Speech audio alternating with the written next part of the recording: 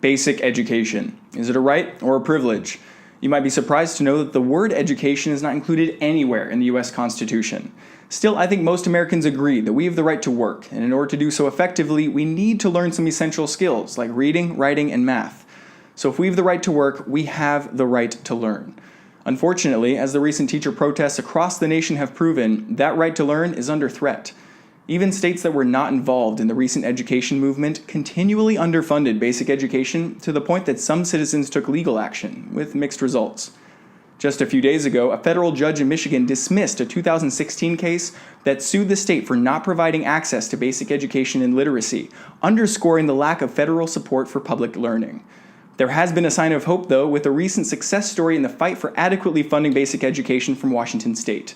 It's taken over 10 years of battling in the courts, but the case known as the McCleary lawsuit has finally come to a positive end, with a boost in funding for education in Washington.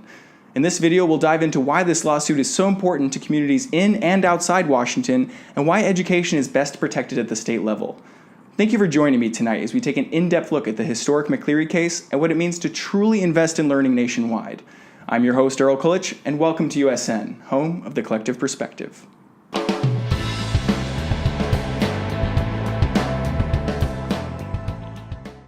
First, some backstory. In 1973, the U.S. Supreme Court made a landmark ruling on the right to education. They stated that the federal government has no obligation to provide public education, leaving that responsibility up to individual states. Thankfully, every state has included the right to public education in their state constitutions. This approach allows for great flexibility, as states can tailor their education systems to their specific populations.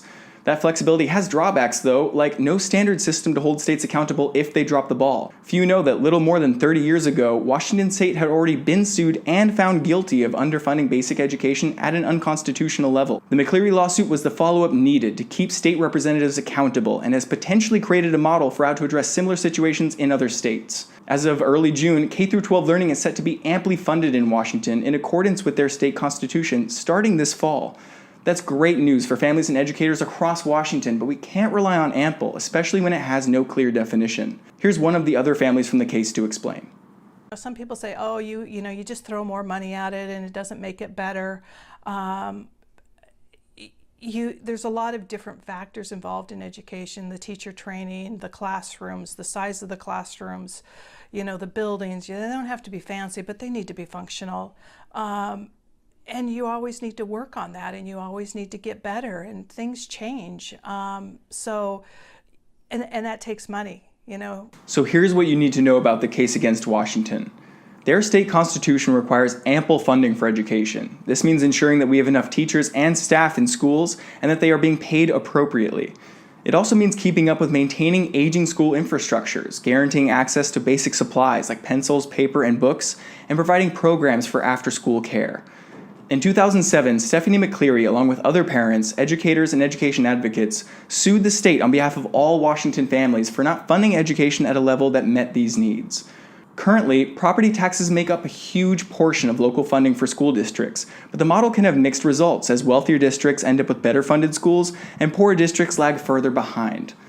While property taxes should remain a source of local funding for education, relying too heavily on them creates a wealth gap within our basic education system before the kids even enter the classroom. But finally, the McCleary case has officially closed. Just last month, the state Supreme Court lifted its contempt ruling and fines against the legislature after $1.8 billion of new funding for education was included in the budget. That ruling finally marks the end of the decade-long legal battle, and the case was ultimately successful because of two reasons. First, the public became increasingly aware of how bad the funding situation was and how slow representatives were in resolving it, in large part due to the headline-grabbing fines. This public pressure, combined with the state constitutional protections for basic education, led to the new ruling confirming that the state is providing ample funding for education. That's progress, but the story doesn't end here for Washington. And the Supreme Court's November 2017 order made it very clear. It said, look, we'll let the new program, the new funding levels operate because the state's told us it's enough, and we will let experience be the judge about whether it really is constitutionally adequate or not. And so we will now see in this upcoming school year, are the funding levels for special education or for salaries or for transportation, are those amply funding the cost of doing those things for all kids? Not most kids, all kids. Although it took 10 years, the McCleary case still marks a win for basic education and future generations across Washington state. There's also a lot we can learn from this story and even use in other states as the fight for public education continues across the country. We can make a difference in the many states that saw teachers flood their capitals and beyond, but why didn't the same thing happen in Michigan? The lawsuit there was filed on behalf of many of the poorest school districts in the state, which are dealing with a devastating lack of funding, according to the judge himself. The schools in question are dealing with teacher shortages so bad that classes go untaught, and other students try to help younger classes by teaching themselves in truly dilapidated buildings. However, when asked whether access to literacy was a fundamental right, the judge ruled that it was not and dismissed the case. The biggest difference between the two lawsuits? The Michigan case was filed at the federal level, while Washington's was filed with the state.